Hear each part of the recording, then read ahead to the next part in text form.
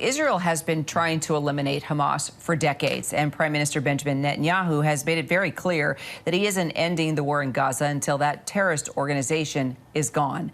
However, more than 30,000 Palestinians have died because of this war. That's, of course, according to the Hamas-run health ministry, and hostages have died.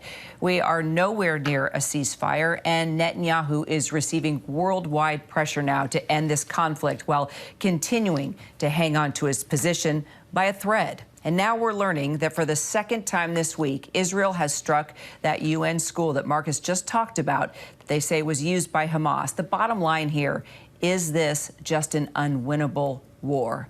Former Israeli ambassador to the U.S., Michael Oren, who is usually joining me from a bomb shelter in the heart of Israel, is safely with me here on set today. And I know what an advocate. First of all, good to see you, good to Ambassador. See you here, We've known each other for many years. Good to be safe in your studio. Yes, indeed. And I know you've been here on the Hill advocating on behalf of Israel as you've been. Though I'm not a member of the government and no longer ambassador, I do it as a citizen. Understood. But you've known Netanyahu a very long time. You have worked side by side with him. You know, President Biden is saying he's simply prolonging this war to hold on to his job. Is there any truth to that? There can't be.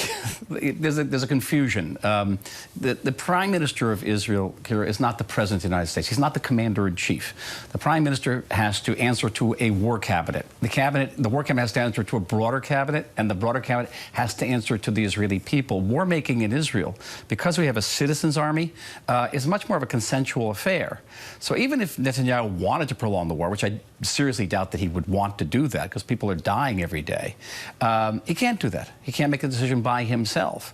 And the Israeli people are determined to defeat Hamas, because if they don't defeat Hamas, then they can't go back to their homes. We've got tens and tens of thousands of people who have been displaced, can't go back to their homes, neither in the south nor in the north, where they're being shelled by Hezbollah in Lebanon every day. Half of Galilee is up on fire today. That's not being reported very extensively here. Well, no, I do want to talk about that. I want to get to what's happening with Lebanon and Hezbollah, absolutely. But let me just back up for a minute, because Netanyahu, you know, he's getting a lot of pushback, not just within his own party, but with allies from the U.S., and so I guess at what point does he give up on taking on Hamas and wanting to obliterate Hamas, or does he give up his position? Well, I don't think he's give up his position. If I know this man, I know it's always premature to eulogize him politically. Every time you think he's coming back. And he's done that. And he does. He keeps on coming back. The comeback kid. But again, it's the Israeli people. The Israeli people are willing to do really just about anything to get the hostages back. It is so desperate. But they're angry with him, too. They're angry with Netanyahu also. Everybody's angry. They're angry with him about October 7th. Although it's one of the greatest catastrophe to befall the Jewish people since the Holocaust. Since the Holocaust. So the buck ends there. So there's lots of anger with him. There's no shortage of anger. But there is the Israeli people, and the Israeli people are willing to make these far-reaching concessions in order to get the hostages back, with the exception of one concession, which is enabling Hamas to come out of those tunnels, to declare victory, to rearm, and once again attack our citizens. And Hamas's leaders make no mistake about it. They say they're willing to do this 10,000 times until they destroy Israel. So it's really not much of a choice for Israelis. But at what point is the human suffering just too much? Because let's be honest here. Do you ever see Hamas completely being obliterated? No. Because the more people that die in Gaza, the more angry the people become. That is recruitment tools for Hamas. Hamas grows, or it pops up someplace else, or it turns into another terrorist organization. I mean, you know how much of an ugly cycle this is. So in the heart of hearts, and with all your background and experience, do you really believe Hamas can be completely taken out? Well, first let me say that that any Palestinian civilian death or wounding is a tragedy. It's a tragedy. It's one too many. But you know, the media here quotes these Gaza health authorities, which is Hamas, and we know they inflate their casualty rates. Even the UN says they inflate their casualty rates, and that roughly half of all those casualties are terrorists that the IDF, the Israeli army, has killed. So it's not. So if you take off that number plus the number of Palestinians who are killed by their own rockets, because many of their own rockets fall in their own territory, and actually the number of people who die in a population over the course of 8 months, you're getting pretty much one combatant killed to 1 civilian death. Whereas the United States fighting in Syria and Iraq and Afghanistan, it was either 4-1, 9-1. Israel is actually setting a record for modern combat.